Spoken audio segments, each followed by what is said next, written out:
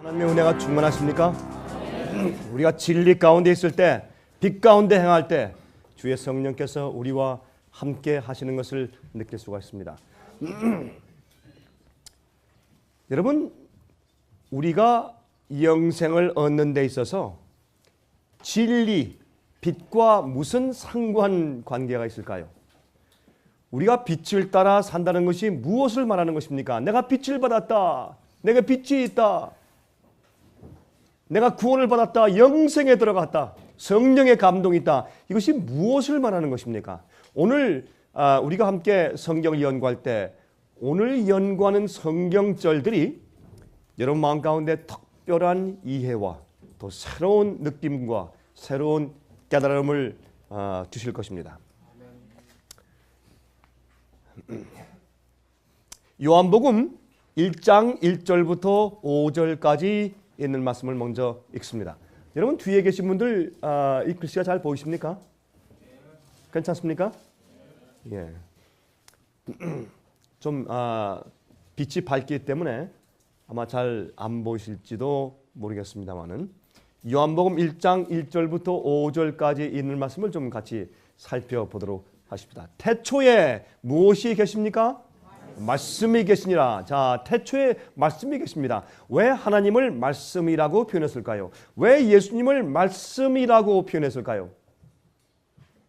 여러분, 예수님은 하나님의 말씀입니다. 예수님 자체가 진리입니다. 나는 길이요 진리요 생명이라. 그렇죠? 그러므로 여기에 보면 태초에 말씀이 계시니라. 예수님께서는 행동하고 사시고 숨쉬고 하는 모든 생애 자체가 하나님 아버지를 보여주는 말씀이었습니다.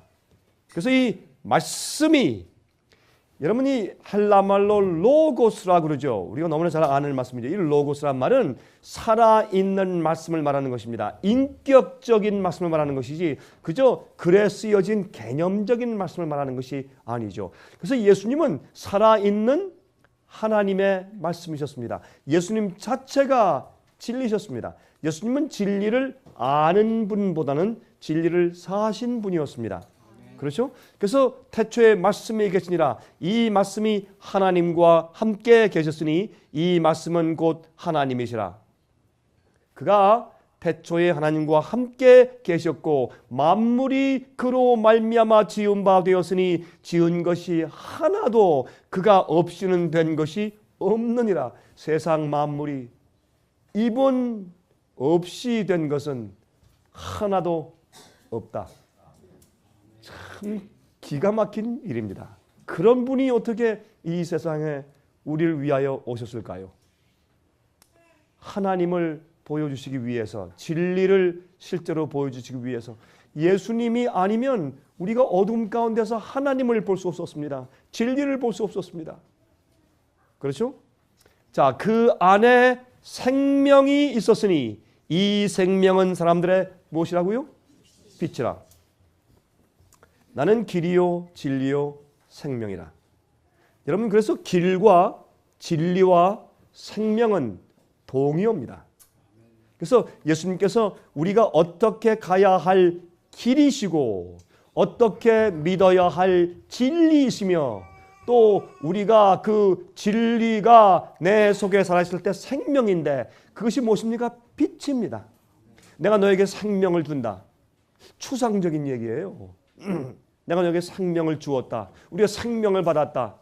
무슨 얘기입니까? 추상적인 얘기예요. 그렇죠? 그래서 우리가 생명을 받았다고 하는 것은 흑암 가운데서 어디로 가야 할지를, 어떻게 살아야 할지를, 무엇을 해야 할지에 대한 정확한 진리를 받았다. 빛을 받았다라는 것이 생명을 받았다는 뜻입니다. 예? 여러분 생명을 받았을 때 갑자기 여러분들이 어떻게 뻐드렁니가 어떻게 펴졌습니까? 아니면 뭐 삐뚤어진 코가 아름다워졌습니까? 여러분 작은 키가 커졌습니까? 예? 생명을 받았다. 무엇을 받은 것입니까? 진리를 받은 것입니다. 빛을 받은 것입니다. 이제 내가 어디서 와서 어디로 가는지 알게 됐습니다. 나의 근원을 알고 또한 나를 인도하신 하나님이 누구이며 또한 주님께서 나를 어떻게 살게 원하시는지 빛을 받은 것입니다. 진리를 받은 것입니다. 그것이 생명입니다. 생명을 얻었다. 그 생명이 뭐냐 말입니다. 예수님께서 십자가에 돌아가신 생명, 그것을 내가 받았다. 그래서요. 뭐 어떻단 말입니까? 그 생명이 나를 죄에서 구원했다. 그래서요. 가만히 따져보면 예수님께서 나의 죄를 대신 지시고 죄의 형벌을 갚으셨다. 라는 사실은 진리입니다. 빛입니다. 예수께서 십자가에 돌아가셨을 때 여러분과 제가 그 십자가 옆에 있었습니까? 있었습니까? 없었습니다. 그럼 우리가 무엇을 받은 것입니까? 몰랐다가 갑자기 하나님이 우리의 대속주가 되어서 십자가에서 팔을 벌리신 그 사실이 내 마음 가운데 비추어졌습니다.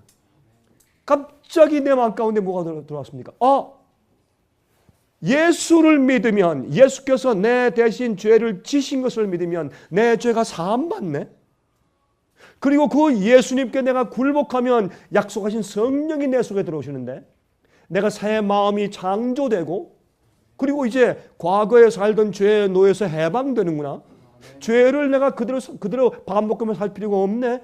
내 죄를 용서하시되 그 죄를 다시 반복할 필요 없는 능력까지 주시는구나.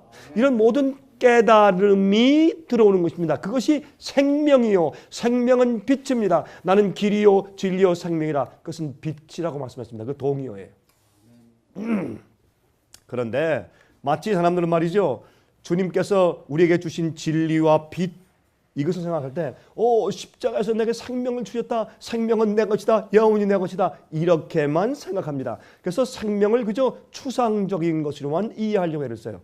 여러분 생명은 여러분과 저를 흑암에서 깨어나서 하나님을 보게 하는 빛이 생명이고 또 하나님께서 우리의 구원과 구속을 이루기 위해서 어떤 일을 해놓으셨으며 지금 하늘 성소에서 어떤 일을 하고 계시며 우리를 어떻게 만드시고 재창조하시고 어디로 인도하실 것에 대한 빛이 곧 생명입니다. 그래서 예수님께서 이 땅에 생명으로 오셨는데 어떻게 오셨어요?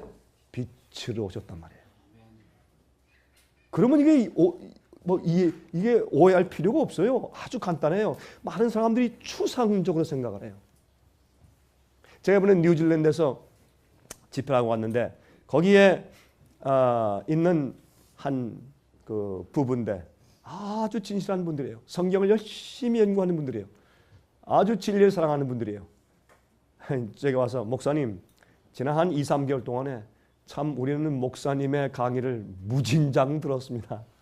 손에 탁 치는 대로 들었습니다. 와, 내가 빛을 발견했습니다. 진리를 발견했습니다. 그렇게 얘기를 하더라고요. 이분들은 지방교회 나가서 굉장히 열심히 지방교회에서 전도사하고 열심히 봉사하는 분들이에요. 오랫동안. 근데 이렇게 얘기했습니다. 내가 목사님의 강의를 들어보고 한 가지 깊이 느낀 것이 있습니다. 목사님은 강의하는 내용과 복음이 추상적이 아니고 실질적입니다. 강병국의 복음이 아니죠. 제 얘기가 아니죠. 성경 말씀이죠. 교회에서 그것을 추상적으로 설명하려고 애를 써왔던 것뿐이죠. 여러분 복음은요. 실제로 여러분과 제 생에 들어와서 먹고 마시고 행동하고 말하고 사는 모든 것을 변화시켜요. 날 위해 살지 아니하고 날 위해 돌아가신 예수님을 위해 살게 만들어버려요. 복음은 능력이에요. 여러분 제가요 목사로 살면서 복음을 추상적으로 이해해서요. 제가 옛날에 젊을 때 말이죠. 물론 지금도 젊습니다. 너무 괄세하지 마십시오. 머리가 하얗다고. 지금도 젊습니다만은 제가 더 젊을 때 말이에요. 그때 제가 십자가 설교하면 사람들이 다 울었습니다. 특별히 여집사님들 교회에서 펑펑 울었습니다. 제가 십자가를 많이 강조하니까 십자가 예수님을 잘 얘기하면 사람들이 울어요. 여러분 그런데 그 십자가가 무슨 의미인지 제가 잘 모르고 설교했습니다. 사람을 웃고 울릴 수 있습니다. 그러나 빛이 들어오면 달라지는 것입니다.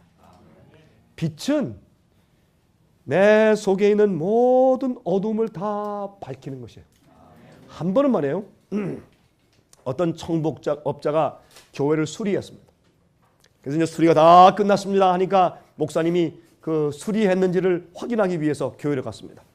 교회를 가서 여러분 조명등, 이 큰 조명등이 있어요. 아주 큰 거 말이죠. 그걸 가지고 목사님이 들어가서 천장을 얼마나 깨끗하게 잘 했는지 높으니까 그걸 큰 조명등을 켜고서 잘 살피니까 이 청부업자가 와서 한 얘기가 목사님 그거 켜시면 안 됩니다. 왜 안 됩니까? 우리가 공사한 거는 그렇게 밝은 조명등 밑에서 보라고 공사한 게 아닙니다. 어두운 불에서 보라고 공사한 것이지. 그렇게 말을 했답니다. 여러분이시여, 빛이라는 것은 여러분과 제 마음 가운데 있는 모든 어두운 구석을 다 밝히고 내 속에 숨어있는 죄와 나를 다 밝혀서 하나님 앞에 설 수 있는 자로 만드는 것입니다. 예수님은 빛이십니다. 예수님은 진리시고 생명이십니다. 우리가 영원한 생명을 얻을 수 있는 유일한 길은 그 빛대로 사는 것입니다. 근데 그 빛대로 산다는 것은 불가능합니다. 어떻게 우리가 빛대로 삽니까, 여러분? 어떻게 하나님 앞에서 가책이 없는 자로 살 수 있습니까? 여러분, 요한일서에 말씀하기를 너희 마음이 거리낄 것이 없으면, 너희 마음 가운데 감출 것이 없으면 하나님 앞에서 담대함을 얻는다고 했습니다. 여러분, 우리가 연약한 것은 이해할 수 있어요. 우리의 실수는 이해할 수 있어요. 좋은 의도를 가지고 가다가 넘어지는 것은 이해할 수 있어요. 그러나 음흉한 의도, 잘못된 생각, 잘못된 계획, 주 앞에서 있을 수가 없습니다. 그러므로 여러분, 하나님 앞에 나갈 때 순수한 100%의 굴복이냐? 아니면 아니에요. 여러분, 난 70% 굴복했다, 난 80% 내 마음을 주 앞에 드렸다, 그런 것은 없습니다. 주 앞에 다 마음을 드렸든지 안 드렸든지 둘 중에 하나인 것입니다. 자, 이 생명은 사람들의 빛이었다 그랬습니다. 태초에 1장 8절부터 12절 요한복음, 태초에 말씀이 계시니라, 이 말씀이 하나님과 함께 계셨으니 이 말씀은 곧 하나님이시니라. 그가 태초에 하나님과 함께 계셨고 만물이 그로 말미암아 지은 바 되었으니 지은 것이 하나도 그가 없이는 된 것이 없느니라. 아까 1절부터 있는 말씀이죠. 그 다음 보세요. 그 안에 생명이 있었으니 이 생명은 사람들의 빛이라. 아까 읽은 것입니다. 빛이 어둠에 비치되 어둠이 깨닫지 못하더라. 너무 밝으니까 이해할 수가 없는 것입니다. 어둠이 빛을 깨닫지 못하고 영접하지 못했다 그랬습니다. 19절부터 그 정죄는 이것이니 곧 빛이 세상에 왔으되 사람들이 자기 행위가 악함으로 빛보다 어둠을 더 사랑한 것이니라. 예수께서 말씀하기를 내가 세상을 정죄하러 온 것이 아니라 나는 세상을 구원하러 왔다. 내가 너희를 심판하는 것이 아니라 내가 심판하는 것은 내가 너에게 이른 말이라. 내가 너에게 이른 빛 말씀 그 자체가 너희를 심판할 것이야. 그렇게 말씀했습니다. 그렇죠? 그래서 심판은 무엇입니까? 빛입니다. 빛으로 심판을 받는 것입니다. 여러분, 이것은 굉장히 중요한 얘기입니다. 그래서 정죄는 무엇이다? 정죄는 빛이 세상에 왔으되 사람들이 자기 행위가 악함으로 빛보다 어둠을 더 사랑한 것이라. 진리가 왔을 때, 빛이 왔을 때 어떻게 해요? 마음 가운데 나 이거 하면 손해본다, 나 이건 아직 버릴 마음이 없다. 그렇게 해서 빛과 진리보다 자기를 선택하고 어둠을 더 사랑하는 것이, 그게 무엇이다? 그게 정죄고 그게 심판이다. 그렇게 말씀한 것입니다. 악을 행하는 자마다 빛을 미워하여 빛으로 오지 아니하나니 이는 그 행위가 드러날까 하며, 진리를 쫓는 자는 빛으로 오나니 이는 그 행위가 하나님 안에서 행한 것임을 나타내려 함이라. 하시니라. 진리를 쫓는 자는 어디로 온다고요? 빛으로 온다고요. 그래서 하나님께 빛으로 자꾸 나오고 빛으로 나오는 사람은 왜요? 자기 마음 가운데 거리끼는 것이 없어요. 자기 마음 가운데요 감출 것이 없어요. 그래서 어떻게 해요? 주님께 나 알기 원합니다. 주님, 나 주 앞에 가까이 나가기 원합니다. 주님, 나를 인정해 주십시오. 내 속에 악한 것이 나 봐주십시오, 주여. 자꾸 주 앞에 나오니까 왜? 두려워할 것이 없어요. 그렇죠? 그래서 빛으로 자꾸 나와요. 자꾸 도망가는 사람은 어두움을 감추고 싶어요. 버릴 것이 많아요. 굴복할 것이 많아요. 하고 싶지 않아요. 점점 어두움에 남아있어요. 그래서 늘 말씀드리죠. 믿는 자들 가운데서 적당히 믿는 사람들, 끝까지 자기를 부인하고 십자가 지고 따라오지 않는 사람들, 어디에 문제가 있습니까? 예? 주님을 따른다고 결심할 때 자기가 무엇을 포기해야 할 줄을 아는 것입니다. 아는 것입니다. 그래서 그렇습니다. 그거 하기 싫습니다. 두 번째, 여러분 뒤에 발륨이 충분합니까? 스피커가? 잘 들리세요? 아마 제가 좀 목이 좀 잠겨 있어서 그렇게 느끼는 모양입니다. 믿지 않는 자들은 왜 그렇습니까? 왜 안 믿습니까? 포기하고 싶지 않아서. 자기 어둠이 드러날까 봐. 그래서 사실 진리로 나오지 않고 하나님께 나오지 않는 이유는 믿는 자나 믿지 않는 자나 그 이유는 하나입니다. 하나밖에 없어요. 진리를 쫓는 자는 빛으로 오나니 이는 그 행위가 하나님 안에서 행한 것임을 나타내려 함이라 하시니라. 그 다음에 요한복음 8장 12절 예수께서 또 일러 가라사대 나는 세상의 빛이니 나를 따르는 자는 어둠에 다니지 아니하고 생명의 빛을 얻으리라. 여러분 이것을 추상적으로 느끼지 마세요. 성경 말씀을 연구하고 가르침을 받을 때 어떻게 해요? 너 잘못됐네? 잘못 이해했었나? 고치세요. 잘못된 길로 갔네? 돌아오세요. 정로로 가세요. 그것이 빛을 따르는 자들입니다. 자, 그러면 빛과 우리의 구원의 관계가 아주 밀접한 관계가 있습니까? 없습니까? 있습니다.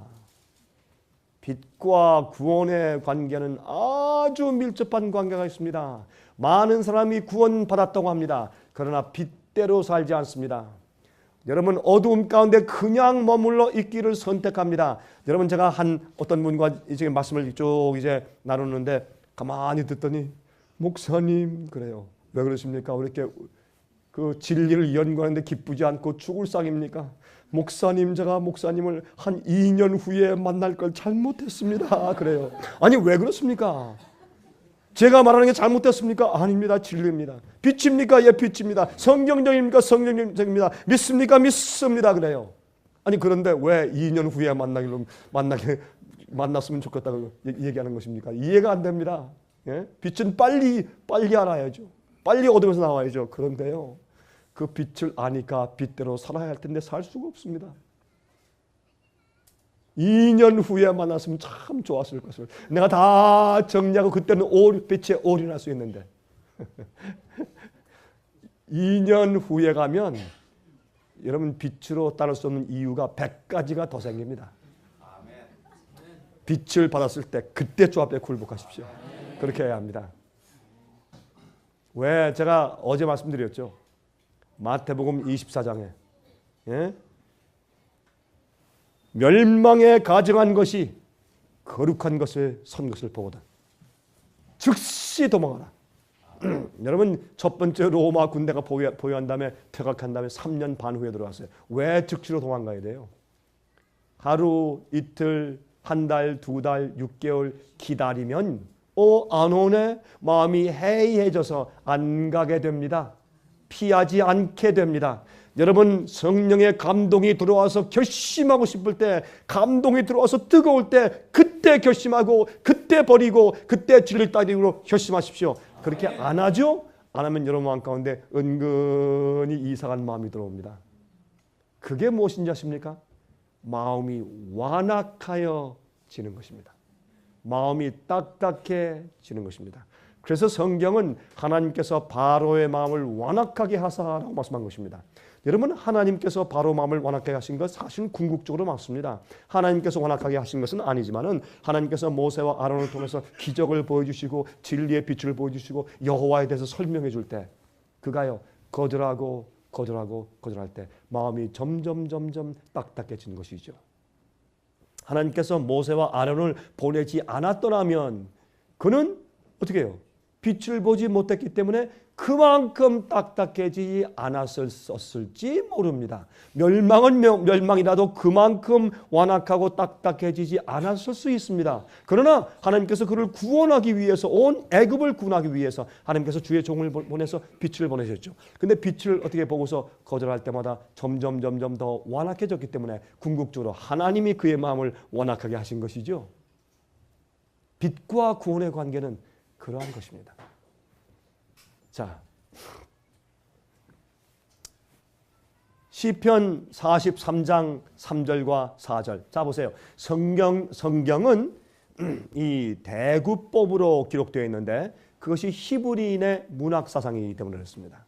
그래서 유대인들과 이스라엘 백성들, 히브리인들이 글을 쓸 때 이렇게 대구법으로 카의 애즘으로 많이 써서, 다시 말해서 똑같은 단어를 다른 단어로 대체해서 재강조하고 똑같은 문장을 그 밑에 가서 또 조금 더 다른 표현으로 다시 강조하고 재차 반복적으로 강조하는 법칙을 그들이 사용했습니다. 여기 보세요. 주의 빛과 주의 진리를 보내요. 빛과 진리가 같은 것입니다. 빛과 진리를 보내요. 나를 인도하사 주여 내 손잡아 인도해 주소서, 나를 인도해 주소서 계속 기도해. 근데 주님께서 인도해 주시지 않아. 어쩐 일입니까?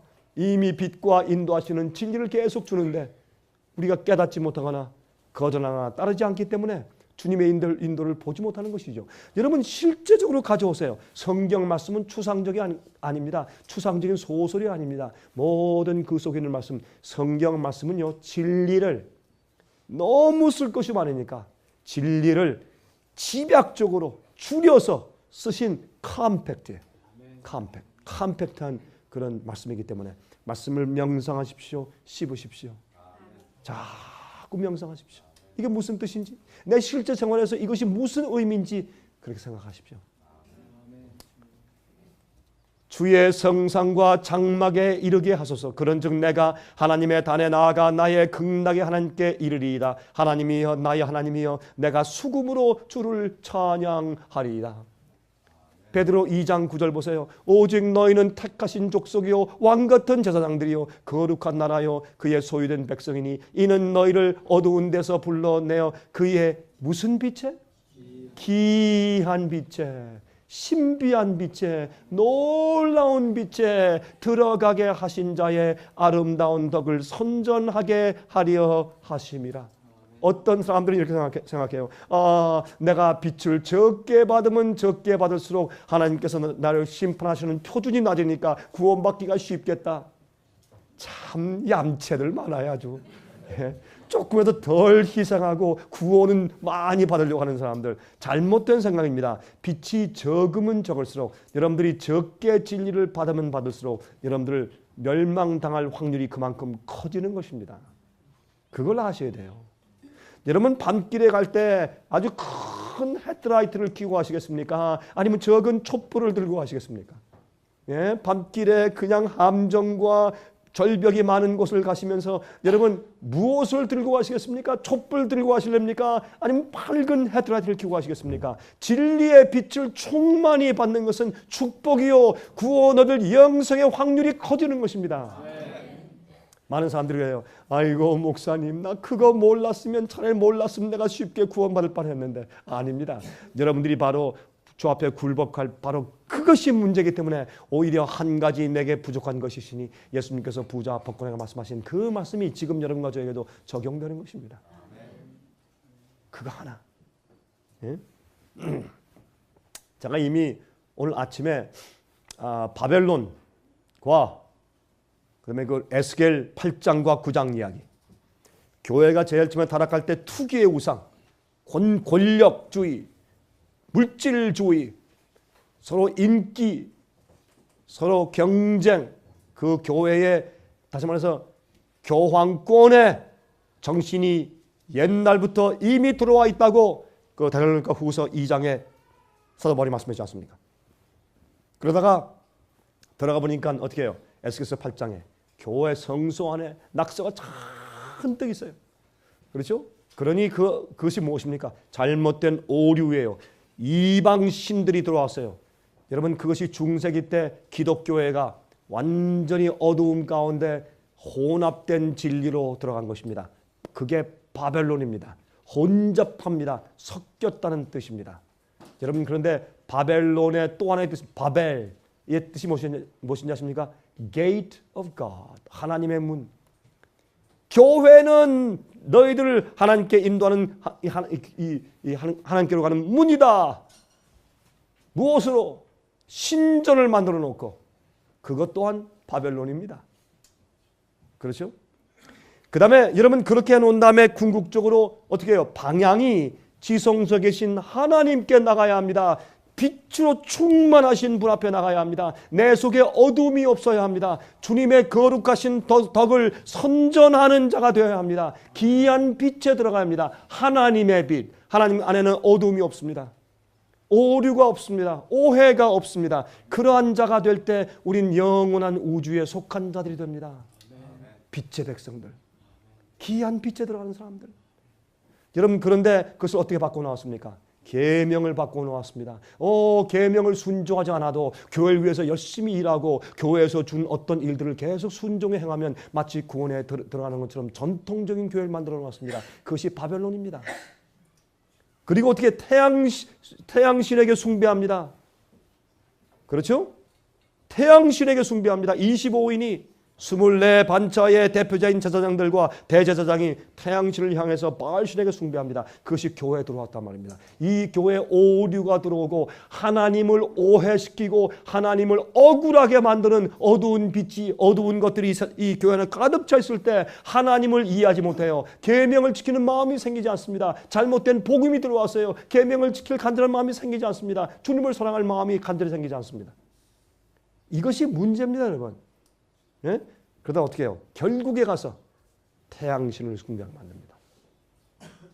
여러분, 주일 제도가 무엇입니까? 여러분, 주일을 지키는 사람들은 다 지금 짐승의표 받았습니까? 아닙니다. 왜? 아직 짐승의표 환란이 없기 때문에. 그러나 이제 조금만 있으면 주님께서 온 세상에 큰 빛을 주십니다. 어두운 세상에 오순절 성령을 받고 나가서 외친 자들이 예수님의 죽음과 예수님의 부활을 선전했습니다. 온 세상이 깜짝 놀랐습니다. 악한 마귀가 발동해서 바울과 실라를 때려서 구덩이에 감옥에 가두었습니다. 그러나 밤중에 그들이 찬송을 불렀습니다. 이것이 복음입니다. 이것을 빛을 가진 자들입니다. 순결하고 죽이고 사자밥이 되고 엄청난 핍박 가운데서 빛을 가진 자들은 온 세상을 비추었습니다. 엄청난 일이 생겼습니다. 오순절 성령 받은 자들이 세상에 복음의 씨앗을 다 뿌리는 데 성공했습니다. 이제 둘째 오순절이 옵니다. 이번에 성령을 받은 자들은 짧은 기간 안에 온 세상에 심판을 베풀고 추수하는 일을 끝낼 것입니다. 이때 참 하나님의 진리와 빛이 무엇인지를 드러낼 것입니다. 조금이라도 그들의 생활 가운데 어둠이 있는 자들은 빛을 볼 것입니다. 온전한 빛을 볼 것입니다. 여러분, 요한일서를 보면 어떤 말씀이 있습니까? 우리가 나중에 예수님을 대할 때 우리가 예수님과 같은 줄을 알 것이라 했습니다. 우리 마음 가운데 어둠이 없습니다. 우리 마음 가운데 죄가 없습니다. 우린 연약합니다. 부족합니다. 주님의 은혜가 아니면 우리는 아무것도 할 수 없습니다. 그러나 한 가지 아는 것은 주님의 구원의 역사가 너무나 분명하기 때문에 우리 속에 어두움, 오류와 잘못, 하나님께 대한 오해가 없습니다. 또한 내 속에 죄의 문제를 해결하는 복음의 정확한 이해가 있습니다. 정확한 경험이 있습니다. 그런 자들에게 성령이 부어질 때 앞으로 엄청난 일이 이루어집니다. 그때는 비행기가 필요 없습니다. 전 말이죠, 비행기 타고 다니라고 죽겠습니다. 여기 우리 직원 가운데 한 사람이 얼마 전에 우리 미국에 한 2주를 왔다 갔죠. 네, 왔다 갔는데 이제 그런 얘기를 들었어요. 너무 힘들어서 마지막 몇 시간은 죽을 것 같았다. 그렇죠? 여러분 비행기 탈 때요. 13시간, 14시간 타보세요. 죽겠어요. 마지막에 한 4시간, 5시간은 꼭 죽을 것 같아요. 정말 문만 열었으면 뛰어내리고 싶어요. 비행기에서. 낙하산 없이 그냥 뛰어내리고 싶어요. 답답해가지고. 그런데 나중에 성령이 갑절히 임하시고 하나님께서 이제 빛을 가진 자들이, 충만한 빛을 가진 자들이 세상의 어둠을 향해서 마지막 큰 빛을 전할 때, 여러분 요한계시록 18장 1절에 말했죠. 다른 천사가 내려오는데 그의 영광으로 온 땅이 환하여지더라. 얼마나 감사한 일인지. 그런 일이 곧 생기는 것입니다. 그때 이 하나님의 하나님을 아는 영광의 빛이 온 땅에 비출 때에, 그때 마지막으로 모든 어려움을 떨쳐버리고 모든 어두움을 떨쳐버리고 모든 묶여있는 끈아픔들과 이 묶여있는 사슬을 다 떨쳐버리고 빛으로 나오는 주의 마지막 백성들이 있을 것인데, 그것을 우리가 추수라고 말하는 것입니다. 야, 그때 굉장할 겁니다. 정말 굉장할 겁니다. 전 그날을 사모합니다. 전 그날을 기다립니다. 그날이 속히 오길 바랍니다. 저는 성령을 원합니다. 성령의 충만함을 원합니다. 예, 괜히 요새 세상에서 말하는 이런 성령, 이런 어두운 가짜 성령들 말고 진짜 성령이 충만해서 말이죠. 하루에 3,000명씩 회개하자 진짜 빛으로 회개하는 그런 성령의 운동 말입니다. 자, 여기 보세요. 다니엘 11장 32절. 그가 또 언약을 배반하고 악행하는 자를 괴율로 타락시킬 것이나 오직 자기의 하나님을 아는 백성은 강하여 용맹을 발할 것이라. 하나님을 신뢰하고 믿고 빛대로 사는 자들은 담대해지고 그때 용기가 있는 것이에요. 그때 용기가 나고 그때 담대하고 두려움이 없어요. 왜? 빛 가운데 있기 때문에. 우리가 주님의 뜻대로 살고 주님을 신뢰할 때, 그때요 우리에게 벌어지는 모든 일들을 하나님께 다 맡길 때, 그때 마음 가운데 담대함이 있는 것이에요. 그때 믿음이 생기는 것이에요. 하나님께 맡기는 것. 호세아 6장 5절 6절. 그러므로 내가 선지자들로 저희를 치고 내 입의 말로 저희를 죽였노니 내 심판은 바라는 무엇 같고 빛과 같으니라.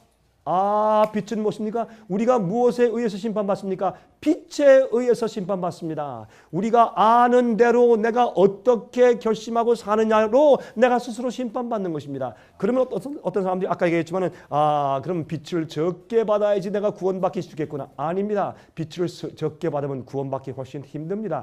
그래서 주님께서 빛을 주시는 것입니다. 그래서 성경을 주시고, 그래서 책을 주시고, 그래서 DVD를 주시고, CD를 주시고, 책자를 주시고, 집회를 하시고, 주님께서 난리를 하시는 것입니다. 빛을 주시기 위해서. 어두운 세상 가운데서. 나는 인애를 원하고 제사를 원치 아니하며 번제보다 하나님을 어떻게 하는 것을? 아는 것을 원하느니라. 여러분 요한복음 17장에 말씀하기를 영생은 하나님 아버지와 그의 보내신 자 예수 그리스도를 어떻게 하는 것이라? 아는 것이라. 영생은 빛입니다. 아까 말씀드렸죠? 예수께서 말씀하기를 나는 길이요 진리요 생명이라. 생명을 어떻게 얻습니까? 영생을 어떻게 얻습니까? 빛 가운데 거하십시오. 우리 속에 어두움을 내보내시고, 여러분 빛 앞에 나갈 때 어둠이 보이면 그것을 보내세요. 또 어둠이 보입니까? 내보내세요. 또 빛 가운데서 죄가 보입니까? 포기하십시오. 회개하십시오. 고백하십시오. 그것이 영생에 들어가는 것입니다. 그러므로 여기 보세요. 내 심판은 바라는 빛과 같다. 하나님을 아는 것을 주님께서 원하신다. 영생은 하나님 아버지와 보내신 자 예수 그리스도를 아는 것이 영생이다. 예수님을 아는데 우리가 어떻게 죄를 품고 있을 수 있습니까? 하나님을 아는데 어떻게 우리가 오류를 마음 가운데 품고 고집 부릴 수 있을까요? 안 되는 것입니다. 그래서 영생 이퀄은 빛입니다. 많은 사람들이 영생, 구원의 경험, 생명을 얻는 것, 이런 것들을 너무 추상적으로 생각해서 그렇지 그것이 아닌 것을 우리가 여기서 이해할 수가 있는 것입니다.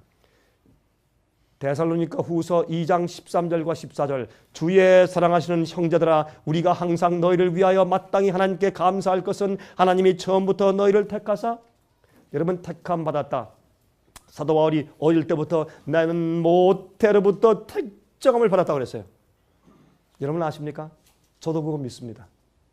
어떻게 여러분 저는 잘못 사람들이 믿는 예정설을 믿는 것이 아니라 저는 올바른 예정을 믿습니다. 성경에 말씀하기를 성경의 말씀 보니까 하나님께서 모든 사람이 진리를 아는데 이르기를 원하시느니라. 하나님께서 모든 사람이 회개하고 구원에 이르기를 원하신다 그랬어요.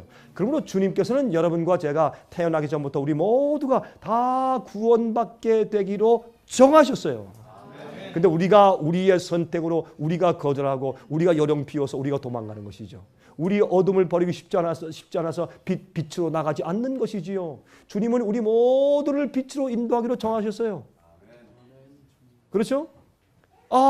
우리를 다 택하셨어요. 하나님께서 너희를 택하사 사실입니다. 왜 사도 바울이 나를 모태로부터 택정하사 왜 그렇게 말했는가? 여러분 저도 그렇게 믿어요. 하나님이 저를요 우리 어머니 뱃속에서부터 택하셨어요. 여러분 제가 그렇게 말하는데 여러분 어떻게 할 거예요? 저를 뭐 감옥에 가두시겠어요? 뭐라고 말하실 거예요? 제가 그렇게 말하는데 그게 제 확신이라면 어떻게 하시겠어요? 사도 바울은 그 확신이 꽉 차 있는 사람이었어요. 자기 사명을 가만히 보니까 이거는 내가 이렇게 살 수가 없다. 이거는 내 힘이 아니고 내가 이렇게 하는 게 이건 하나님이 인도하신 것이지. 가만히 자기의 옛날 생각하니까 어릴 때부터 가만히 보니까 이건 하나님의 인도하심이지. 가만히 보니까 내가 태어날 때부터 내 모태로부터 하나님이 날 정하신 거 틀림없어. 나를 모태로부터 택정하사 그렇게 느꼈어요. 그것은 사도 바울의 자기의 일생 동안의 자기의 생애를 살펴보고 얻은 개인적인 확신이에요. 아니 하나님께서 모태로부터 날 택정하사 자기가 봤나? 자기가 뭐 모태로 안에 들어가서 아무것도 모르고 이러고 있는데 뭐 하나님께서 너 택했다 그러면 들었나 봤나? 개인적인 확신이란 말이에요. 여러분 제가요 이 얘기 제가 자주 하죠. 제가 젊을 시절에 세상으로 나가려고 할 때 그때마다 저희 어머님이 아들 미안하다 늦었네. 내가 어릴 때 내가 품에 안고 젖을 주면서 너를 하나님께 이미 바치고 봉헌했다. 늦었다. 안 된다. 해봐라 되나. 그게 저희 어머님의 믿음이었어요. 저희 어머님이 돌아가시기 전에 마지막 제게 남긴 유언이 그것입니다. 아들아 하나님께 신실해라. 하나님께 신실해라. 저는 모태로부터 택정받은 자예요. 저희 어머님이 저를 임신하고 기도하신 분이에요. 예? 저는 저를 어릴 때 업고서 집집 방문하며 문을 두드리고 교회를 세우신 분이에요. 저는 어릴 때 어머니 등 뒤에 엎여서 교회를 세운 사람이에요. 저는 어릴 때 아기 때 교회를 세운 사람이에요. 저는 어머니 덩달아 저는 모태로부터 택정받은 사람이에요. 하나님 우리 모두를 택하신 분이에요. 사랑으로 빛으로 다 우리를 인도하신 분이에요. 우리가 자꾸 거절하니까 그렇지. 예? 너희를 처음부터 택하사 성령의 거룩하게 하심과 성령이 우리를 거룩하게 해주시는 것과 진리를 믿음으로 구원을 얻게 하심이니. 여러분 성령이 씻으심과 진리를 믿음으로 따라 사는 그것을 통해서 구원을 받게 우리를 인도하셨어요. 이를 위하여 우리 복음으로 너희를 부르사 우리 주 예수 그리스도의 영광을 얻게 하려 하심이니라. 예수님의 영광이 뭐예요? 예수의 품성이에요. 예수님의 품성 속엔 어둠이 없어요. 완전한 빛 가운데 거하시는 분이에요. 하나님이니까. 요한복음 17장 17절 저희를 진리로 거룩하게 하옵소서. 아버지의 말씀은 진리입니다. 진리로 거룩하게 돼요. 금식 많이 한다고 거룩하게 되는 것이 아니에요. 기도원 많이 찾는다고 거룩하게 되는 것이 아니에요. 여러분 진리로 거룩하게 되는 것이에요. 진리 말씀으로 빛이 들어올 때 내 마음에 어둠이 이해되고 어둠이 나가게 되고 어둠을 포기하게 돼서 완전한 빛으로 돌아가야 할 때 그것이 우리를 거룩하게 만드는 것이에요. 거룩은 추상적인 것이 아니에요. 거룩은 실제적으로 내 생에 변화를 말하는 것이에요. 내 생에 관념이 바뀌고 개념이 바뀌고 원칙이 바뀌고 말이 바뀌고 행동이 바뀌고 내 마음씨가 바뀌는 것이에요. 그것이 거룩해지는 것입니다. 보세요. 고린도 후서 3장 17절 18절 주는 영이시니 주의 영이 계신 곳에는 자유함이 있느니라. 진리의 빛이 들어오면 우리가 흑암에서 죄에서 자유함을 받아요. 우리가 다 수건을 벗은 얼굴로 거울을 보는 것 같이 주의 영광을 보며 저와 같은 형상으로 화하여 영광으로 영광에 이르니 곧 주의 영으로 말미암음이라. 여러분, 예수의 형상을 따라서 성품이 점점 영광에서 또 영광에서 영광에서 영광으로 점점 발전하는 것입니다. 완전한 경험으로 나가는 것입니다. 장성한 경험으로 나가는 것입니다. 여러분, 하나님과 40일 동안 대면에서 얘기한 이 돌비를 받고 내려온 모세의 얼굴에 뭐가 났습니까? 빛이 났어요. 사람들이 그 빛을 볼 수가 없었어요. 우리가 무서워서 볼 수가 없습니다. 감당할 수 없습니다. 그래서 모세가 수건을 가렸어요. 여러분이시요, 우리는 서로 수건을 가릴 필요 없어요. 수건을 벗어야 돼요. 우리가 어둠 가운데 살기 때문에 빛을 보면 두려운 것이에요. 그러니까 우리가 빛 가운데 살면 우리 얼굴에서 광채가 나요. 아멘. 마지막 시대 예수께서 오시기 바로 직전에 주의 백성들의 얼굴에서 빛이 날 것이에요.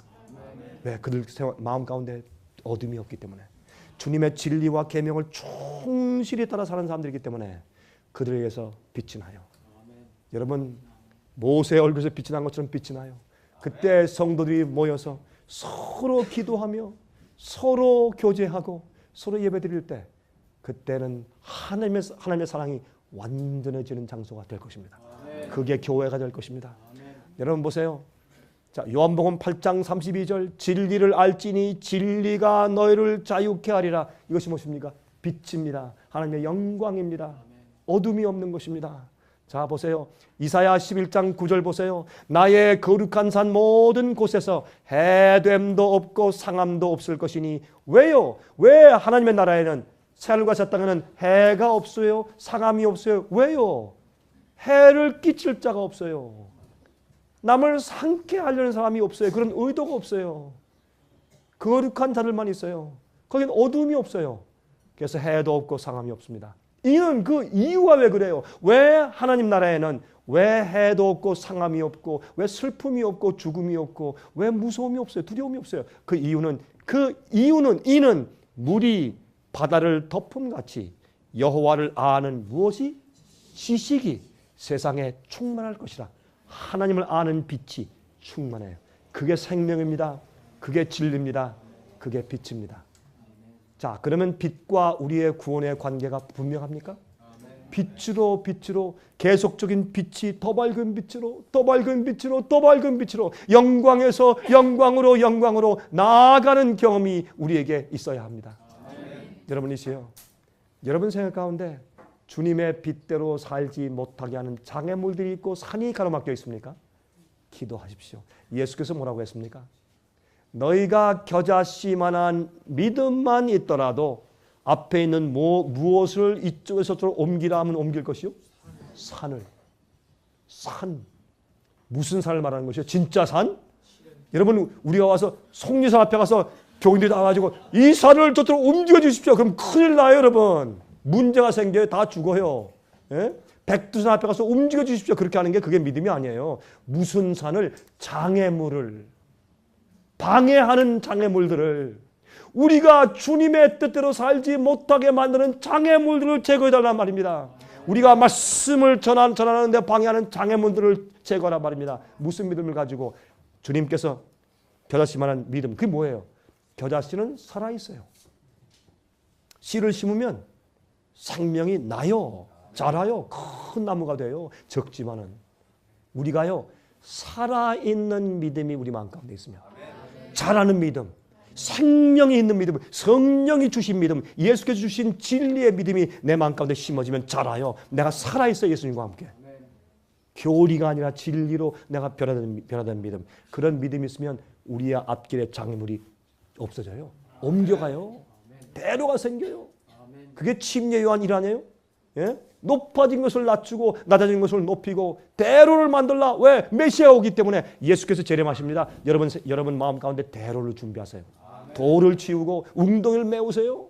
교만한 것을 내리고 음흉한 생각을 돋구드세요. 놀다 가세요. 그게 침례 요한의 역사예요. 회개의 역사예요. 그렇죠? 여호와를 아는 지식이 세상에 충만할 것입니다.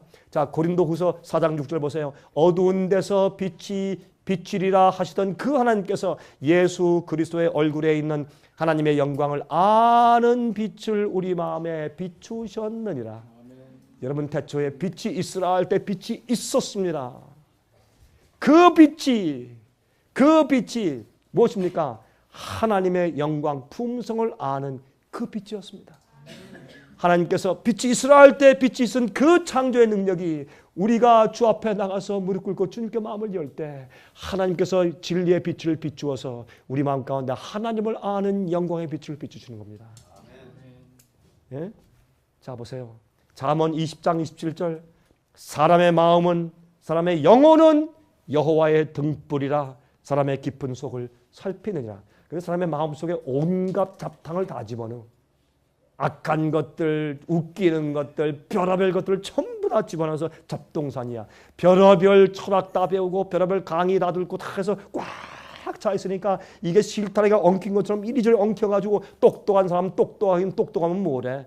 단순한 진리 알아보지 못하는데, 아, 목사님 그것도 참 좋은 말씀이네요 하고 처음 들은 보는 말씀입니다. 그런데 말이죠, 아무개 목사는 이렇게 해석하대요. 예? 아무개 신학자는 이런 말을 했습니다. 아이고 잘들 한다 정말. 성경을 단순하게 믿지 못하는 자들은 온갖 잡동사를 잔뜩 넣어놨으니까, 온갖 가르침을 잔뜩 넣어놨으니까 말이죠. 여러분, 요한계시록 해석하는 사람 가만히 들어보면 요한계시록 말씀 자체가 계시록을 해석하게 해야 돼요. 요한계시록 속에 모든 열쇠가 있고 다 들어있어요. 그 말씀을 가만히 연구하면 전부 스스로 풀려요. 누가 머리가 좋아서 나는 요한계시록 잘 풀었다, 아니에요. 성경이 성경을 풀면 돼요. 아주 간단해요. 또 요한계시록에는 모든 상징들은 말이죠, 구약에 있는 상징을 빌려온 것이니까 거기 가서 이 상징은 옛날에 어떻게 기록됐는가 살펴보면 돼요. 어려운 거 아무것도 없어요. 열쇠는 다 말씀 속에 다 있으니까. 얼마나 마음이 복잡하고 말이죠, 온갖 쓰레기더미 인간의 지식들, 쓸데없는 것으로 꽉 차 있어가지고 오류와 잘못된 가르침으로 꽉 차 있고 신학자들의 가르침으로 꽉 차 있으니까, 예? 진리의 빛을 알아볼 수가 없어요. 그게 저주요. 이러니 제가 인기가 있겠습니까? 포기해야 되겠죠. 그래서 인기 포기하고 사는 겁니다. 제가 그러니까 어디에요? 좋은 평판 얻겠습니까? 위험하다 그런 얘기 듣게 생겼죠. 제가요, 어디 가서 교회를 세우면 처음엔 수백 명이 올 겁니다. 야, 새로운 말씀이다. 입으로 전해가지고 한 달만 설교하면 한 5명 남을 겁니다. 그만큼 빛을 사한 자가 세상에 적습니다. 가슴이 답답합니다. 그러나 세상이 그렇습니다. 우리 마음은 여호와의 등불입니다. 우리 마음에 하나님께서 빛을 탁 비추세요. 어두움 가운데 성냥불 하나 딱 그으면 어둠이 도망가요. 그만큼 빛은 강한 것이에요. 주님께서 우리 마음 가운데 빛을 비추시면 어둠이 쫙 도망가요. 어두움은 빛을 이길 수 없어요. 시편 18장 28절 주께서 나의 등불을 켜시며 여호와 내 하나님이 내 흑암을 밝히시리라. 이게 뭐예요? 내 마음에 빛을 비추세요. 나의 등불을 켜시며, 우리 마음에는 심지가 있는데 다 불이 꺼져 있어. 주님께서 오셔서 우리 굴복하고 회개할 때 주님께서 우리의 심지를 성령을 통해서 빛을 밝히셔. 예? 팍 빛이 나면 어둠이 나가요. 자, 이것은 예수님의 비유들을 설명해 준 참 영감적인 책이에요.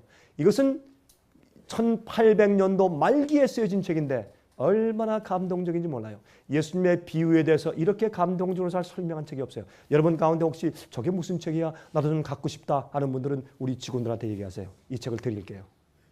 야, 이거 굉장한 거죠? 여러분, 이런 책은 말이죠, 저기 1000개천을 뒤져도 찾지 못하세요. 거기 조금 있을지 모르겠네. 이런 좋은 책도 누가 중고로 팔아먹은 사람이 있을지 모르니까. 그렇죠? 사람들은 빛을 알아보지 못하는 사람이 있으니까. 실물 교훈이에요. 영어로 Christ Object Lessons 415페이지 보면 이렇게 설명했어요. 성경은 또 이렇게 말한다. 보라, 어둠이 땅을 덮을 것이며 캄캄함이 만민을 가리우려니와 오직 여호와께서 내 위에 임하실 것이며 그 영광이 내 위에 나타나리라. 이사야 60장 2절이죠.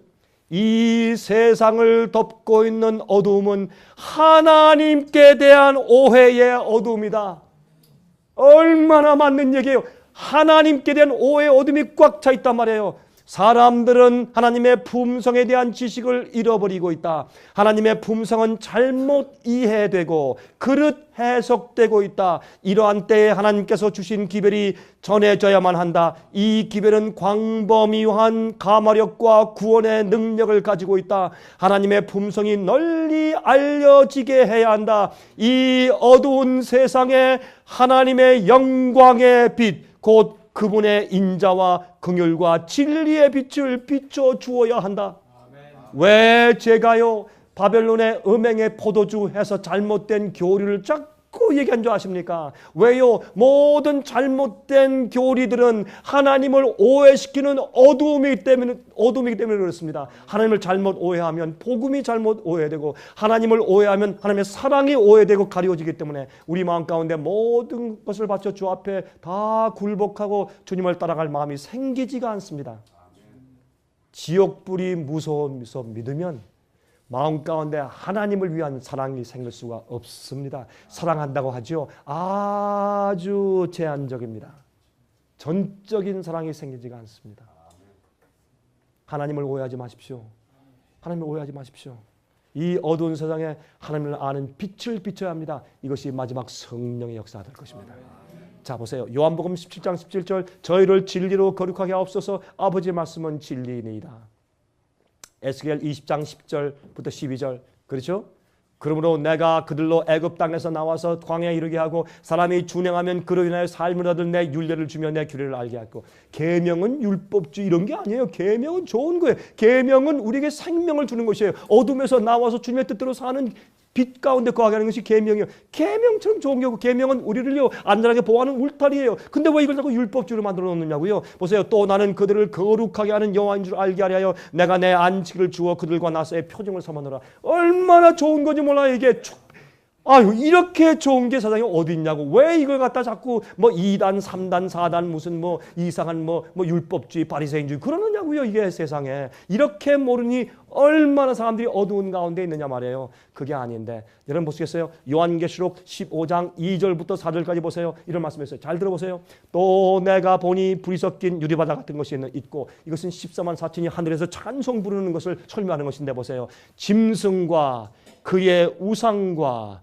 그의 이름의 수를 이기고 벗어난 자들이 유리 바닷가에 서서 하나님의 검은 고를 가지고 하나님의 종 모세의 노래 어린 양의 노래를 불러가로되 주 하나님 곧 전능하신 이시여 하시는 일이 크고 기이하시도다. 놀랍도다. 만국의 왕이시여 주의 길이 의롭고 참되시도다. 그들이 무엇을 이겨요? 짐승의 우상을 이겨요. 예? 우상을 세워놓고 절하네 죽인다.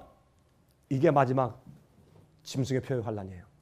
그러면 이 짐승의 표의 환란에 우상에 절하라 라는 그 얘기가 구약에 어디 기록됐는지 가서 보면은 이게 무슨 뜻인지 알 수 있어요. 근데 짐승의 표의 우상을 자꾸 이상하게 풀어요. 왜 이상하게 풀어요? 다니엘서 가면 알잖아요. 다니엘서 가면은 두라 평지에, 예? 두라 평지에 느부갓네살 왕이 신상을 세웠어요. 근데 그 우상에 대해서 어떻게 했어요? 계시 가운데 하나님께로부터 봤어요. 봤는데 하나님께로부터 온 것을 어떻게 해요? 살짝 바꿔놓은 것이에요. 금, 은, 동, 철과 진흙인데 전체를 금으로 만들어놨어요. 하나님이 이 세상의 역사를 주관하시고 하나님의 왕국이 와서, 주님의 진리의 왕국이 와서 이 마지막 시대 철과 진의 시대를 갖다 쳐서 다 부서뜨리고 하나님의 왕국이 이 땅에 교회가 세워질 것에 대해서 그렇게 예언하신 것인데, 그것을 어떻게 바꿨어요? 사람의 권위로 바꾸었어요. 하나님의 뜻을, 그 주께서 말씀하신 정확한 그 진리를 조금 바꿔가지고, 예? 전체 금으로 만들어 놓고 하나님의 권위를 인정하고 굴복해야 할 진리를 사람의 권위에 절하게 만든 것이 두라 평지에 신상을 세워놓고 절해라, 절 안 해 죽인다, 이 얘기란 말이에요. 그것을 요한계시록에 가지고 와서 짐승의 우상과 짐승의 표의 우상에 대해서 상징적으로 설명한 예언이 요한계시록 13장 예언이란 말이에요. 뭐가 어려워요, 뭐가? 이슈가 뭐예요? 하나님의 계명이 이슈요. 절하라, 나 못합니다. 전부 절할 때, 그때 유대인들도 많이 있었어요. 다 절할 때 사드락과 메삭과 아벳느고 딱 서서 절 안 했습니다. 그때 유대인들 친구들이 와서 뭐라 그래? 절하다가 야, 너 정신 나갔어? 엎드려. 지금 뭐 하는 거야? 엎드려. 가만히 있으니까 싫어. 그러면 신발끈 매는 척이라도 좀 해. 신발끈 매는 척. 여러분, 우리 한국 속담에 있죠. 수박밭에 가선 신발끈 매지 말아라. 예? 다른 척이라도 하지 말란 말이에요. 여러분, 위험할 때 한 번만 절하고 그 다음에 안 하면 될 거 아닙니까? 그 한 번 남들이 보는 앞에서 한 번 하는 것은 나는 안 한다는 것을 보이는 것입니다. 두려움을 보이는 것입니다. 주님께서 영광 받아야 할 그 찬스에 하나님을 모욕하는 것입니다. 그들은 할 수 없었습니다. 신발끈도 묶을 수가 없었습니다. 그렇게 절을 하는 척도 할 수가 없었습니다. 그들은 곧장 서 있었습니다. 저기에 푸른 뿔이 확 타고 있는 것을 보고, 바벨론 지방은 여러분 뭡니까? 중동 지방입니다. 지금 이락에서 한 1시간 반 떨어진 남쪽으로, 이락 바그다드에서 한 1시간 반 떨어지면 바벨론이 있던 곳이 나옵니다. 성경에 이 바벨론의 앞으로 아무도 살지 않을 것이라, 지금도 한 명도 사람이 거기 살지 않습니다. 성경에 주님께서 말씀했기 때문에. 근데 그곳에 가면 뭐가 납니까? 기름이 납니다. 그때도 타할 기름이 있었습니다. 그걸로 태우니 얼마나 뜨거운 불이었습니까? 풀무불을 떼우면서 너 안에 들어간다. 사람들이 왕이시여, 이상한 자들이 있습니다. 누군가? 사드락과 메삭과 아벳느고, 저 유대에서 잡아온 저 청년들 말입니다. 그 머리 좋고 똑똑한 사람들 말이지. 그렇습니다. 다른 학자보다 10배나 더 지혜가 있었고 하나님의 계시와 몽졸 푸는 지혜 있는 그 사람들 말이지. 예, 그렇습니다. 그런데 걔들이 왜 절을 안 합니다? 무슨 소리야? 절을 안 합니다. 당장 불러와. 맞습니다. 뭐라 그랬습니까? 혹시 너를 잡담하다가 내가 절하라는 신호를 못 받았구나, 못 들었구나.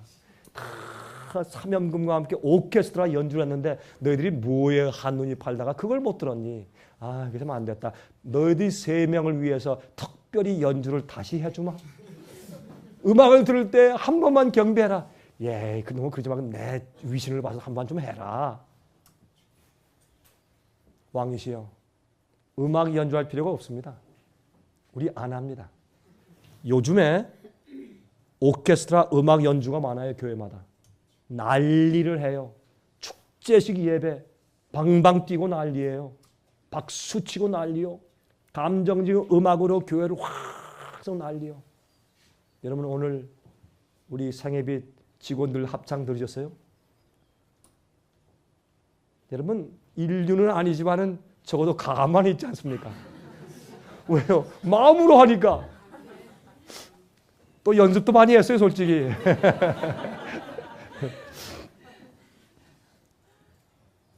여러분이시여, 그게 음악이죠. 난리하는 거 그거 음악 아니에요. 여러분, 갈멜산에서도 별 이상한 음악이 다 있어요. 바알 선지자들이 음악을 막. 지금도 그래요. 이렇게 음악으로 사람들의 두뇌를, 사람들의 똑똑한 의지와 이 앞니마의 이 두뇌의 기능을 잠재우고 노곤하고 와 감동이다 하게 만들어서 짐승의 우상에 다 경배하게 만들려고 하는 것이에요. 옛날 두라평지에 신상을 세우고 절해할 때하고 똑같은 분위기 아닙니까? 여러분 이걸 보지 못하십니까? 이것이 요한계시록 13장 얘기예요. 그때 뭐라 그러세요? 사드락과 메삭과 아벳느고 주의 종들이 왕이시여, 음악을 또 귀찮게 하시지 마십시오. 우리 절 안 합니다. 왜요? 하나님께서 명령하시기를 우상을 만들고 그걸 절하지 말라고 계명에 말씀했기 때문에 우린 죽어도 못합니다. 주님의 뜻대로 사는 것이 우리 삶입니다. 하나님의 진리와 빛은 곧 우리 생명입니다.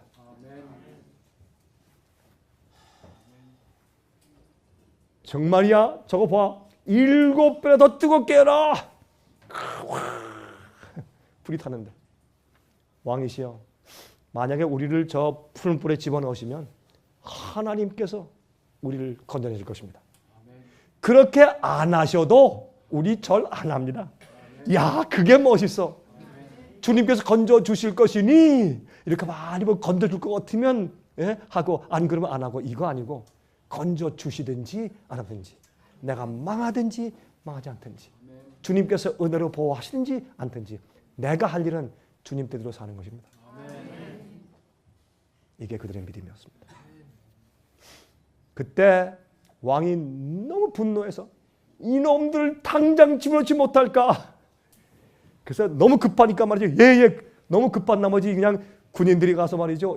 화염 옷 입지도 않고 그냥 들고 와서 넣다가 그만 넣는 군대들이 다 죽어버렸어요. 그렇죠? 떨어졌는데 왕이 아이 잘했다. 속이 막 씩씩거리고 있는데 보니까 그 사람들이 거기서 여유 있게 다니는 겁니다. 이렇게 불 속에서. 저게 귀신이냐 사람이냐 누구냐? 여러분 아세요? 우리가요 진리 때문에 어려운 풀무불에 떨어지고 고난에 떨어지면 오히려 그 고난의 불은 우리를 묶어놓았던 밧줄을 태워버립니다. 아멘. 거기서 다 자유롭게 다닐 수 있는 것입니다. 여러분 그걸 아십니까? 그 경험을? 아멘. 자유롭게 다녀요. 근데 그 3명인데 4명이 있어. 왕이 우리가 몇 명 더 있느냐? 3명이죠. 근데 왜 4명에 있느냐? 그 가운데 있는 자는 하나님의 신의 아들 같다. 잘 봤어요. 하나님의 예수님께서 오셨지. 보긴 잘 봤어요. 광채나는 예수님께서 그들과 함께 계셨는데 왜? 예수님의 진리와 빛대로 살고자 생명을 바친 자들과 함께 그 빛의 원천이신 하나님께서 와서 같이 서 계세요. 그게 하나님의 인도하심이에요. 마지막 시대에 짐승의 우상에 경배하라고 하고 짐승의 표를 강요하는 일이 생길 때 그때 누가 주님 편에 설까요? 누가 빛 가운데 설까요? 누가 우상에게 절하지 않고 누가 그의 이름의 수를 이기고 Vicarious Filii Dei 하나님의 아들 대리자, 당신은 하나님의 아들 대리자가 아닙니다. 그의 권위, 나는 당신의 권위를 인정할 수 없습니다. 누가 그의 이름의 숫자를 이기고 마지막에 설 수 있을까? 주여, 보세요. 주여, 누가 주의 이름을 두려워하지 아니하며 영원롭게 하지 아니하오리이까? 오직 주만 거룩하시니이다. 주의 의로우신 일이 나타났음에 만국이 와서 주께 경배하리이다 하더라. 와. 이들은 마지막을 통과하면서 굉장한 주님의 기적과 보호하심의 경험을 한 것입니다. 그렇기 때문에 그들이 말합니다. 누가 주의 이름을 두려워하지 아니하며 영원롭게 안 하겠습니까? 마지막 14만 4천과 주의 마지막 백성들은 마지막 환난 통과하면서 그 환난이 그들의 머리카락 하나 다치지 않는 놀라운 경험을 할 것입니다. 여러분 새 친구 보고 나오라 했을 때 나왔을 때 옷에서 탄 냄새조차 나지 않았다. 여러분이시여 믿음을 가지십시오. 그리고 빛대로 사십시오. 여러분 성경에 천사들이 마지막에 날아오면서 말합니다. 요한계시록 14장 6절 7절 또 보니 다른 천사가 공중에 날아가는데 땅에 거하는 자들 곧 여러 나라와 족속과 방언과 백성에게 전할 영원한 복음을 가졌더라. 그가 큰 음성으로 가로되 하나님을 두려워하며 그에게 영광을 돌리라. 하나님의 빛이 올바로 와야 돼. 하나님께 영광을 돌리라. 이는 그의 심판하실 시간이 이르렀으니 하늘과 땅과 바다와 물들의 근원을 만드신 이를 경배하라 하더라. 제가 다음 시간은 그럼 하나님의 영광이 무엇인가 설명을 드릴 것이에요. 우리가 주의 영광을 비춰야 할 텐데 무엇을 하란 말이에요? 그러면 무엇을 어떤 일을 제가 설명을 드릴게요. 성경은 이렇게 단순하고 깊은 것이에요. 여러분이시여 요한계시록 19장 6절부터 8절 보세요. 우리가 즐거워하고 크게 기뻐하여 그에게 영광을 돌리세. 어린 양의 혼인 기약이 이르렀고 그 아내가 예비되었으니 그에게 허락하사 빛나고 깨끗한 세마포를 입게 하셨은즉 이 세마포는 성도들의 옳은 행실이로다. 의롭게 되었다 뭐예요? 옳은 행실이 나와요. 의롭게 된 것이에요. 그의 영광으로 땅이 확 하늘에서 내려오는데 요한계시록 18장 1절에 나오죠. 그렇죠? 거기에 그 마지막 기별이 어떻게 나오는 줄 아세요? 또 내가 들으니 하늘로서 다른 음성이 나서 가로되 내 백성아 거기서 나와. 누가? 모든 교포와 모든 세상에 있는 하나님 백성들, 영광을 사모하고 진리를 찾고 애쓰는 사람들, 내 백성아 거기서 나와, 어디서 나와? 잘못된 어둠에서 나와. 그의 죄에 참여하지 말고 그의 받을 재앙들을 받지 말라. 그 죄는 하늘에 사무쳤으며 하나님은 그의 불의한 일을 기억하신지라. 심판이 곧 옵니다. 은혜 시간이 끝납니다. 앞으로 우리가 하늘에 가면요, 계시록 21장 24절 보세요. 만국이 그 빛 가운데로 다니고 땅의 왕들이, 우리가 땅의 왕들이에요. 땅의 왕들이 자기 영광을 가지고 그리로 들어갈 것이라. 다시 말해서 하나님의 영광이 우리 영광이 돼요. 자기 영광을 가지고, 예수의 영광 아니에요? 자기 영광을 가지고 우리 하늘에 들어가요. 하나님의 나팔 소리 나고 성도들의 이름을 부르실 때 여러분은 그때 어디 계실 겁니까? 우리 찬송 부릅시다. 예? 168장이에요. 168장. 하나님의 나팔소리 천지진동할 때에 예수 영광 중에 구름 타시고 천사들을 세계 만국 모든 곳에 보내어 구원 얻은 성도들 모으리. 우리가 이 찬송을 부를 때 끝나셔도 돼요. 자, 나팔 불 때 나의 이름, 나팔 불 때 나의 이름, 나팔 불 때 나의 이름 부를 때 잔치 참여하겠네. 하나님께서 우리 이름을 부르시고 우리의 이름을 금멸류관에 새겨서 우리 이름을 하나하나 부르시고 나오라고 한 다음에 우리 머리에 금멸류관 씌워주시고 영원한 승리의 상징인 종려남을 주실 때 그때 여러분과 제가 그 속에 함께 있게 되길 바랍니다. 우리 찬송 부르십시다.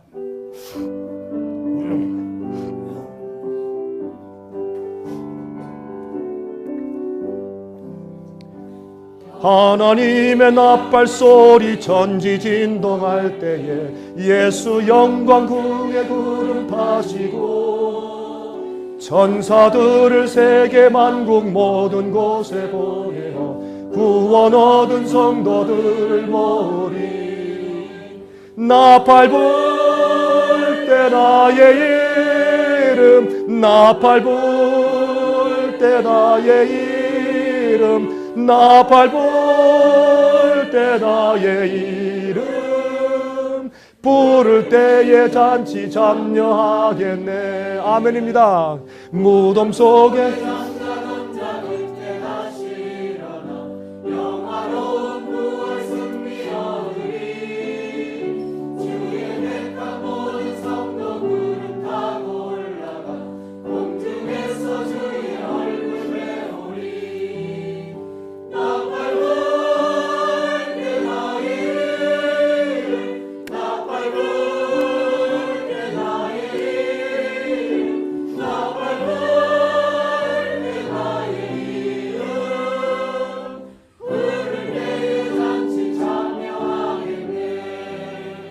주님 다시 오실 날을 우리 알 수 없으니 항상 기도하고 깨어 있어서 기쁨으로 보좌 앞에 우리 나가서도록 그때까지 참고 기다리겠네.